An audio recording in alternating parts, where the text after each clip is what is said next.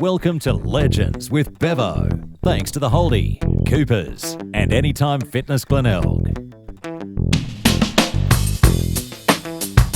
Get it quiet down the back, please. Well, good evening, ladies and gentlemen. Welcome to Live Legends with Bevo here at the Holdy once again. And oh boy, we're joined in by an absolute legend tonight. He's a two-time premiership player with the Adelaide Crows, 133 games in total. That was 38 with the Doggies, 95 with the Crows, of course. Also captained South Adelaide and the Bays. And he loves telling me about this and telling everyone about this. Back in 2010. Front cover men's health model, ladies and gentlemen. The one and only Kym Koster. Thanks, Bevo, and that's an absolute lie. I don't talk about myself that much at all. Well, I don't know about that, mate. I've heard a few stories, but we'll get to that a bit later on. Let's start with your career, though, mate. You started all the way down at South Adelaide as a young fella, and then obviously went on to play for the Dogs, then back to the Crows, two-time premiership player. Tell us how it all happened, mate. It actually all started in Whyalla. I played for the Mighty Dragons, and I was probably the best under-9 footballer back there when I was only 5, I think. And then obviously moved to Yankalilla, played with the Tigers, and I was probably the best player there as well. I've actually got a mate here that I play with him. I'll give him a plug, Troy Smedley. He could probably actually vouch for that. I was probably the best player in the team. No, just honestly, I am very humble. But yeah, no, I went to South Adelaide from under 12s right through to league, and then in '92 was drafted to the Bulldogs. I didn't actually go the first year. It was quite interesting. I reckon there was about 6 guys that I played with in that year that all got drafted. So there was Andrew Osborne, Chris Groom, Randall Bone, Trent Mills. There was Matthew Rogers, and there might have been one other, but all drafted at the same time. We actually didn't go.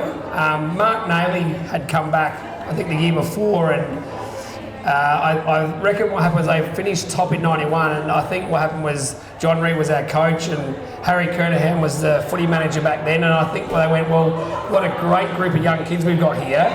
This could be our chance to play finals and go the next step. So I think they actually all sort of said, well, you guys aren't ready to go for that level. And do I regret it? Not really, because I had a good year the next year. We didn't play finals, but then was lucky enough to head over to the Bulldogs in the end of '93 and play with them for a couple of years. And what made you come back to the Adelaide Crows? Obviously, it was a very successful time back at Adelaide with those 2 premierships, but what was the reason for coming back to the Crows? It's funny, isn't it? Everyone says it's all for family, but you know what? Honestly, it was money. Who doesn't leave for money? Bevo? Come on, seriously. All the players these days go, I want to go home, I want to see my family be closer, which you probably do. At the end of the day, it comes down to money. It was our job. You're not in the game for very long, so to come home, get paid a bit more money. I love the Bulldogs. It was great for me, and still got a couple of good friends back there, but they didn't have the finance to pay me when they had superstars at the football club. I think that's a pretty good answer, mate, and it certainly made a wise decision with the 2 flags. Let's talk about 97 and 98. Obviously 97 was that first ever premiership for the Crows. In 98, you did it again. What was that feeling like, you know, going back to back and just all that history that you created? It must have been a pretty amazing achievement. Yeah, it's funny that the 98 one, everyone asks about that. It's quite funny. I watched a fair bit on the bench, to be quite honest. But you know what? Just being there and watching the difference of the turnaround after half time was quite amazing. And to do it for the second time was the first time that's happened in a long time as well. And I don't think we actually had the best team in talent-wise in the both years, but we actually just knew our role. We loved each other like brothers. We did everything together. Every weekend we'd go out, have good times, and we just knew everyone. We knew everybody's faults and those sorts of things. We knew how to play with each other. And let's hear your stories of Blighty, because we all know that the success that he's had at the Adelaide Crows, and he's known as the Messiah. What was he like as a coach though? And, we've heard, he likes to dish out a decent spray. Did you cop any at all, Kymbo? Or, some of the other boys no doubt used to cop a few? Is he watching this? No, he's not. Nah, look, I think if you asked every one of the players about Blighty, they would, different opinions of all of them, but I would say they probably all think that he was probably our best coach. He taught us the game of footy. Like, it was interesting. He said, even though we're adults and we know how to tie our shoelaces up, he used to tell us you should tie your shoelace up so you wouldn't do a Matthew Liptak tumble punt. But to me, look, was I the best player? I'll tell you, yes, I was, and I probably should have been used a lot more. But I just knew my role for the footy club, and I was in his best 21 every week. I knew what I had to do. I did get some nicknames from Blighty, if that's what you're asking. Mine was Triple F, and it was fumble, fall over, and up. So I suppose you can't swear out here. So that was one of them. What we used to do every Monday night, we'd have a review of the game, and if you actually were on the review, it wasn't good. Like, you're going to start the night, it wasn't great. And there was always a rule that if you were on it 1 week, you should not be on it probably ever again. And I remember one day we played Hawthorn, and I was actually probably best on ground. If you actually go back and look at the history of it all, I did get the 3 Brownlow votes. I was on Shane Crawford. And the funniest thing is, I went for a ruck tap with Shane Crawford, and I did jump high enough and try to flick it over the back. He stops the video and he goes, "In all seriousness, Kym, you can't jump over the Sunday Mail. So what are you doing?" But there were lots of stories about Blighty, but they're the ones that I suppose I can project and tell everybody. Well, I actually rang Blighty during the week, Kymbo, and got some interesting information from the great man. Now, he tells me in '97, going into the last term, you've laced out Jars with a beautiful left-footed pass that was absolutely perfect. And Blighty said, well, this is Jars' words, they knew that they were over the line when this happens. What's your thoughts on this? Yeah, it's very true. I don't really know if it was like a fluke, because I actually gifted on both sides. I just never used my left foot that much. All I remember is I believe it was actually Daryl Hart went to the coach's box next door and said to Stan Ells, "If he's doing stuff like that, mate, you're gone, you're done." Darren Jarman did turn around to fullback Shanahan and said, "Mate, bad luck, that never happens." It's a great story. And Blighty actually spoke pretty positively about you as well, though, Kymbo. He said, out of the 52 possible games in '97-'98, you played 50 of them, though, and the first 2 you missed because of injury. That's still a pretty good record for someone who has the nickname of the Triple F. Yeah, I didn't even know that myself. That's probably a pretty good stat. I've actually been pretty lucky with injuries. I've never really had any muscle injuries in my life. It's always been impact injuries. And I suppose you get them from being as hard as I was, So, look, I do remember '97, because I did come back from a knee reconstruction, and all I remember is the first few weeks of the guys playing. I was ready to go, and Blighty would take me into the rooms and say, "Are you ready to play?" I said, "Yep." He goes, "I will give you one more." And it was so frustrating. He said it for a few weeks, and in the end, it was quite funny, because I remember playing my first game against Centrals out Elizabeth with South. And I reckon in the first probably 5 minutes, I reckon I got concussion or got knocked out. I don't know what it was. I don't remember much of the game, but the next week I was back playing. There you go. And let's talk about 2010. Men's Health, male model, very front cover. Mate, what sort of training was involved with this? And what sort of diet did you have to go through? Because it must have been a hell of a lot of work. Yep. As we have a beer. No, look, 2010, wow. So that's a long time ago now. And if I took my shirt off, not much has changed. So if you've got Google, have a look, you'll be quite impressed. But I did put on a little bit of weight. and I was actually, I met a really beautiful young lady a couple of years before that, and I went, proposed, and we had to get married. I need some money, and I do actually like reading the magazine. It's a good mag, and they're actually putting up some money, and you had to tell a really good story and get really fit. So I thought, I'll have a go, and I've always been pretty good at, I suppose, telling a good story. It's funny, I've got my older sister here, Sonia, and older, correct, my older sister, and she was probably a really big influence on me because she was the biggest bullshitter, and so she actually used to tell me how to do those stories. So no, I did train quite hard.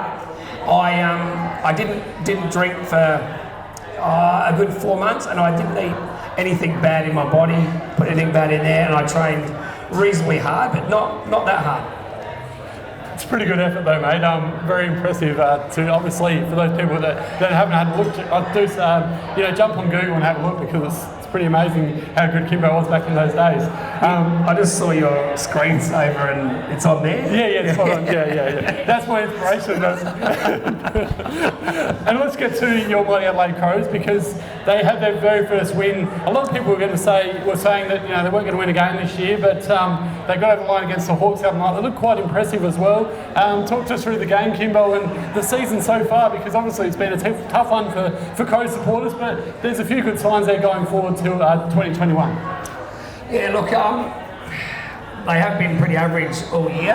Adelaide, I think they're going to win. I've been a tipping competition, and to be quite honest, I didn't tip them, but it was good to see them get over the line and have a win. I think Matty Nix, I feel sorry for Matty Nix, because he's come to a club that, in all seriousness, I suppose the list isn't great, but he's taken it on.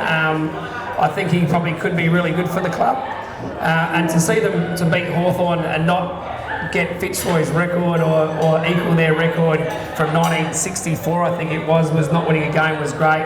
And look, I think it's just been a tough year for everybody, not just AFL footballers, just everyone in general, business, people losing their jobs, and I just think it's been tough. Do I like watching the footy these days?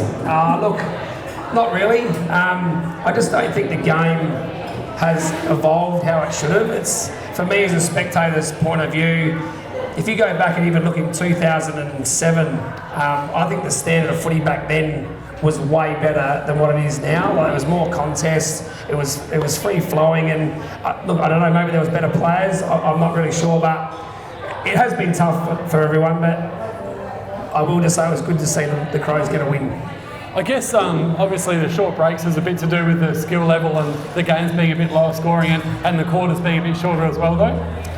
Yeah, look, for sure, and I think what's happened is, because they have to have a shorter break, they're playing guys who either aren't ready, or it's a sign where they've recruited kids who they thought were going to be great that might not be, and it's just the talent pool. But like I said, it's shorter quarters. They're all living in a bubble. They're living away from home. They obviously have different things going on in their mind to get them up and about. And aside from footy, you're involved with Fleurieu Milk, a great South Australian company. Love their iced coffee, Kymbo. As their sales rep, tell us more about this role, how it all came about, and what you do in your role.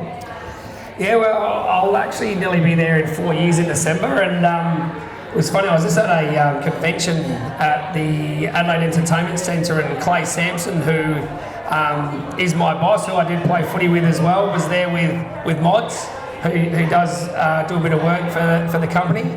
They just asked me if I was interested in working for them. I said, I had a job at the time, enjoyed it, but there's always opportunities to talk, and had nothing to do with money either, though, Bevo. Like I said about footy, it was just a different industry, which I thought was an amazing story, because 3 directors, 2 of them still milk cows today, and just a great story, and I just think it's a great product. So my role is actually just a business development manager, sales rep. We all help a little bit with marketing and so forth, but I tell people I've had lots of jobs, I could name them in order of three. That would be my best. My best would be driving EJ Whitten around for a month when I first went to the Bulldogs. It was the best job I've ever had in the world. Like his stories, just a legend of a man. And then obviously playing AFL and working for Fleurieu Milk by far is the best job I've had. That's wonderful, mate. Love hearing those sort of stories. And let's get back to your career. Who are some of the funniest teammates that you played with at the Dogs and the Crows over your time, Kymbo? Look, I was lucky enough to play in an era where I think I played with a lot of champions and also played against a lot. Doug Hawkins was a dead set character of the game at the Bulldogs. Just a very, very funny man. I believe you interviewed him a few weeks ago, and he has a lot of stories. He was great. At the Crows, I know he'd want me to say that he's really funny. It's Peter Kay, but he's actually not. You actually laugh at him, not with him. And so he thinks he's pretty good. But look, I've been lucky. I've got some great mates at the Crows. We go away every year on a fishing trip, and always a lot of bragging rights of who gets the biggest fish and who catches the most and those sort of things. But yeah, so to answer the question, Doug Hawkins probably very funny. But I was lucky enough to play with Scott Wind, Chris Grant, Leon Cameron, who's now coach of GWS and just signed again. But some great people and great players in the game. And what about some pranks during your time at both footy clubs? Because obviously we've seen Nigel Smart back in the day doing that crazy fire walk and seen other antics over the years. But is there anything you can share with the lovely people here tonight and the people watching at home? Didn't really. I never played any pranks on anyone. But if you talk stories, so my first year at the Bulldogs, Terry Wheeler was my first coach for a game. But pre-season we did this commando course at Mount Puckapunyal. If you're in the army, I reckon it would probably work for you. It'd be great. But we actually did a parachute jump. And so we get there and we're doing a whole 10-hour day of parachuting. And Terry Wheeler's idea of that was the build-up would be like playing in a grand final. So we do a whole 10-hour day. Towards the end, the instructor says, just come out and watch these guys do their landing. We weren't landing on the ground, but we were landing in the water. And all I remember is this guy with about the height as the ceiling, trying to do a flip, and he didn't hit the ground with his legs, he hit it with his whole body. And the sound was horrendous, and we've all looked at each other going, far out, lucky we're not landing on the ground. But we went out there after, and his goggles were still on the ground. They were full of blood. We ended up finding out that he punctured his lung, broke his rib, and ruptured his spleen. So we were lucky we landed in the water. So the next day, we're all head out to, I don't even know, the airfield, get on these little tiny planes and head over Werribee, where the sea is there at Werribee. And what happened was, you got these little toggles you meant to pull. And we had a boat there. It was a fluorescent boat. You had to land by the boat. And so what happened when you jump out the plane, they tell you to sort of. It was a static line hookup, so we weren't hooked up 21. As soon as you jump, within 5 seconds, your parachute's meant to open. And what happened was you count to 5 seconds. You're meant to go like 1,000, 2,000. I don't know, 1,000, 2,000, 3,000, and it didn't actually open. And I was spinning around and going, no, I'm going to die. I'm just going to die. I didn't open my eyes. And you had an emergency chute that if you had to pull that, if you thought the other one's not going to open, I went, lucky the other one did. Sort of lifts you up a little bit, and then you had to sort of use these toggles to guide you. And I went to pull them in, and the chute sort of virtually caved in. I said, I'm not touching them. So ended up way out to sea. But the funny thing is, Stephen Wallace was our captain at the time. He did the same thing, and he went up further. And all I remember is the boat coming past me, and I'm swimming towards it, and I just wait there, mate. Gonna go get him first. And then, sharks. So, no, it was funny, man. Like I said, Terry Wheeler's analogy of that was, it's gonna be like a grand final build-up, and I can tell you, it's nothing like that at all. That's a great story, mate. Love it. And before we let you go, let's talk about your coaching time, because you were at the Bays just across the road there a few years ago as the assistant coach. Any aspirations going forward to do any more coaching? I wouldn't have thought. It's quite funny. Floyd's here from Coopers. I coached him at Sacred Heart Collegiate. He's probably got some funnier stories to tell you about me than what I do about Blighty. But I went and helped out the Bays a couple of years ago. Narelle Smith was the first female reserves coach. Helped her out. She's now with the Adelaide Crows women's team. Great lady. She never rings me anymore because I think she's a little bit too good. Hope she's watching, and she has my number.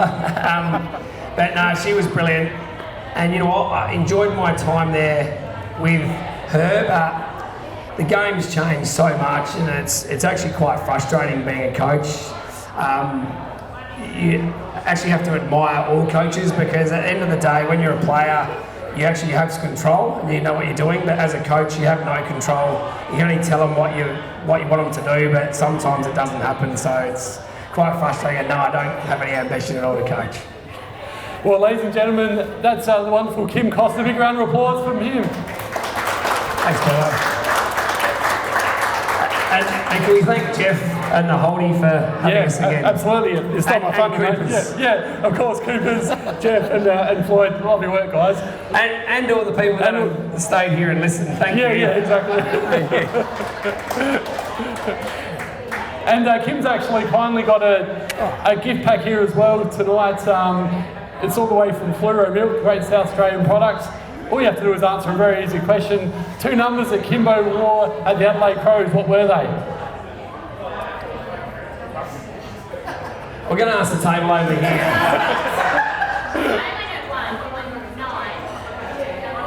That was my very first one. I did my knee in that. I wore one for longer than that after. It's my favourite number. The best. I didn't win a best and fairest or anything like that. I played 100 odd games. I got close, but. Then Gary Ablett. Gary Ablett, what number did he wear? 10. Yeah, correct. That was the best number 5 in Adelaide Footy Club. So you can get the pack. We've actually got like one of each flavour of 500 mils and some yogurts. That's so my enjoy. That's my wife, mate, so thanks.